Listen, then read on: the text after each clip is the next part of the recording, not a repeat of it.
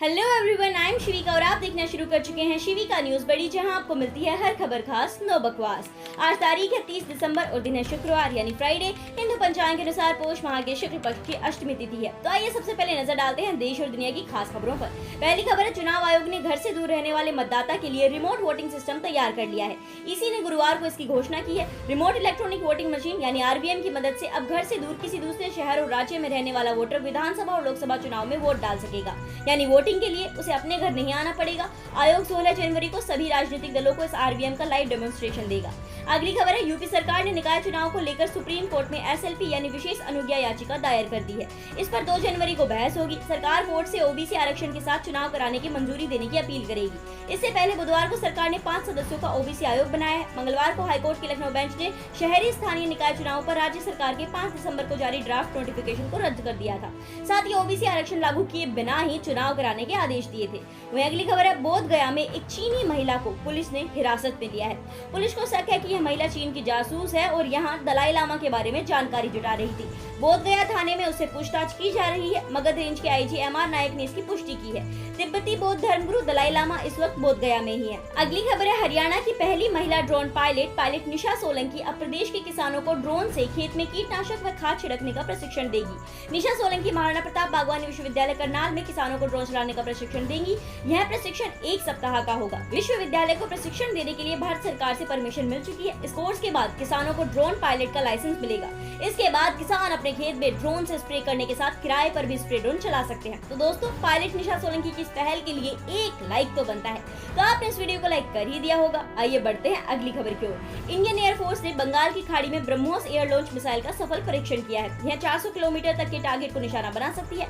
वायुसेना ने अपने ऑफिशियल बयान में कहा, इस मिसाइल को सुखोई Su-30 फाइटर एयरक्राफ्ट से टेस्ट किया गया है। वहीं अगली खबर है, central reserve police force CRPF ने राहुल गांधी की सुरक्षा चूक मामले में गृह मंत्रालय को जवाब सौंपा है। सीआरपीएफ ने कहा कि राहुल ने 2020 से अब तक 113 बार सुरक्षा के नियम तोड़े हैं। कई बार तो उन्होंने भारत जोड़ो यात्रा के दौरान ही सुरक्षा के तय निर्देशों का उल्लंघन किया है। इस बारे में उन्हें समय समय पर अवगत भी करवाया जाता रहा है। अगली खबर देखिए, पीएम मोदी की मां हीराबेन की हालत में सुधार हो रहा है। अहमदाबाद के UN Mehta institute of cardiology and research centre ने उनका हेल्थ अपडेट दिया है। भाजपा के राज्यसभा सांसद जुगलजी ठाकुर का कहना है कि हीराबा को 2-3 दिन में अस्पताल से डिस्चार्ज किया जा सकता है। वहीं अगली खबर है, उद्योगपति मुकेश अंबानी के बेटे अनंत का रोका एनकोर हेल्थ केयर की सीईओ वीरेन मर्चेंट की बेटी राधिका के साथ हो गया है। राजस्थान के श्रीनाथ जी में दोनों परिवारों और नजदीकी रिश्तेदारों की मौजूदगी में रोके की रस्में निभाई गई। अनंत और राधिका बचपन के दोस्त हैं। रिलायंस ग्रुप ने प्रेस रिलीज जारी कर इसकी जानकारी दी है। वहीं अगली खबर देखिए, भारत में कोरोना के बढ़ते मामलों के बीच चीन समेत 6 देशों से आने वाले यात्रियों पर अगले हफ्ते से सख्ती बढ़ाई जाने की तैयारी है। केंद्रीय स्वास्थ्य मंत्री मनसुख मंडाविया ने कहा है कि चीन, जापान, दक्षिण कोरिया, हांगकांग, थाईलैंड और सिंगापुर से आने वाले पैसेंजर्स के लिए 1 जनवरी 2023 से नेगेटिव आरटीपीसीआर टेस्ट रिपोर्ट अनिवार्य कर दिया गया है। आइए अब जानते हैं बिजनेस सेक्टर से जुड़ी कुछ खास खबरें।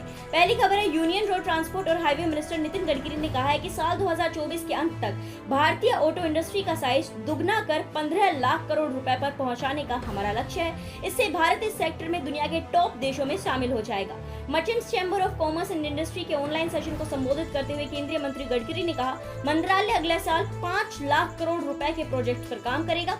इसमें 2 लाख करोड़ रुपए सरकार से और बाकी पूंजी कैपिटल मार्केट से जुटाई जाएगी। अगली खबर है, आजादी के 75 साल में से 58 साल $1 ट्रिलियन की जीडीपी के लिए लगे। 12 साल में 2 ट्रिलियन और सिर्फ 5 और सालों में 3 ट्रिलियन। लेकिन अब जिस तेजी से बढ़ रहे हैं, अगले दशक में हर 12 से 18 महीनों में हम जीडीपी में $1 ट्रिलियन जोड़ेंगे। 2050 तक भारत $30 ट्रिलियन की अर्थव्यवस्था बन जाएगी। अडानी ग्रुप के मालिक गौतम अडानी ने इंडिया टुडे को दिए एक इंटरव्यू में ये बात कही है।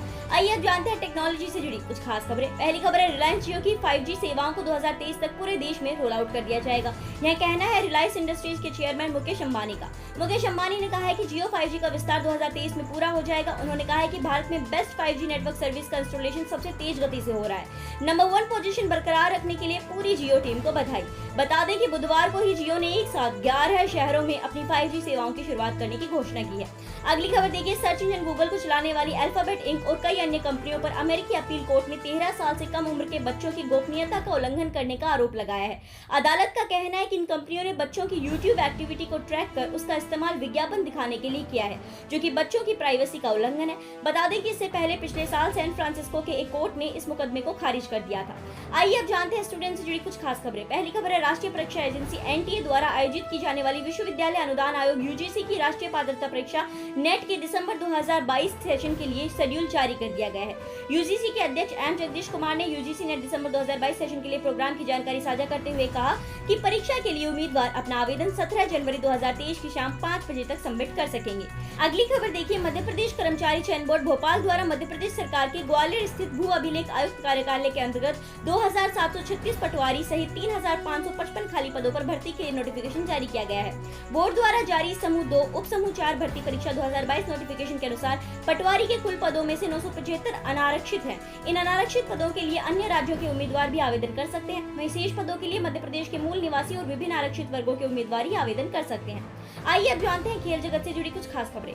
पहली खबर है, साउथ अफ्रीका में अगले साल होने वाले ICC women's T20 world cup के लिए भारतीय टीम का ऐलान हो चुका है। हरमनप्रीत कौर टीम की कप्तान है और ओपनर स्मृति मंधाना उप कप्तान है। टीम में इंजर्ड पूजा वस्त्राकर की वापसी हुई है। वहीं स्नेह राणा समेत 3 प्लेयर्स को रिजर्व खिलाड़ियों में रखा गया है। अगली खबर देखिए, टीम इंडिया के स्टार बल्लेबाज Surya Kumar Yadav international cricket council के T20 cricketer of the year 2022 के लिए नॉमिनेट किए गए हैं। उनके अलावा IPL के मिनी ऑक्शन में सबसे महंगे बिके Sam Curran, Pakistani wicketkeeper Mohammad Rizwan और जिम्बाब्वे के ऑलराउंडर सिकंदर रजा भी नामित किए गए हैं। आइए अब जानते हैं मौसम से जुड़ी कुछ खास खबरें। पिछले 24 घंटों के दौरान लक्षद्वीप के कुछ हिस्सों में हल्की बारिश हुई और पूर्वोत्तर भारत के कुछ हिस्सों में छिटपुट बारिश देखी गई। पूर्वी उत्तर प्रदेश, बिहार, पश्चिम बंगाल और पंजाब के कुछ हिस्सों में बहुत घना कोहरा छाया रहा। कई हिस्सों में कोल्ड डे की स्थिति में कमी आई है और देश के कई हिस्सों में अधिकतम तापमान सामान्य से ऊपर रहा। अगले 24 घंटों के दौरान पंजाब, हरियाणा, उत्तरी राजस्थान, पश्चिमी उत्तर प्रदेश और दिल्ली के कुछ हिस्सों में घना कोहरा छा सकता है। उत्तर भारत की पहाड़ियों में कुछ बारिश हो सकती है और ऊंचाई वाले इलाकों में बर्फबारी की गतिविधियां देखने को मिल सकती हैं। उत्तराखंड के अलग अलग इलाकों में कोल्ड डे की स्थिति देखने को मिल सकती है। न्यूनतम और अधिकतम तापमान में कोई खास गिरावट नहीं होगी और उत्तर भारत के अधिकांश हिस्सों में तापमान स्थिर रहने की संभावना है। तो आज की खास खबरों का सिलसिला यही समाप्त होता है। अब आपके लिए एक सवाल, भारत का राष्ट्रगान कौन सा है? इस सवाल का जवाब आपको कमेंट बॉक्स में कमेंट कर देना है। सही जवाब देने वालों को हमारी टीम द्वारा रैंडमली सेलेक्ट कर उचित इनाम दिया जाएगा। हर दिन देश और दुनिया की खास खबरों से अपडेटेड रहने के लिए आपने शिविका न्यूज बड़ी को तो सब्सक्राइब कर ही दिया होगा, तो इस वीडियो को भी लाइक और शेयर कर दीजिए। चैनल को सब्सक्राइब करने के लिए और इस वीडियो को लाइक और शेयर करने के लिए आपका बहुत बहुत धन्यवाद।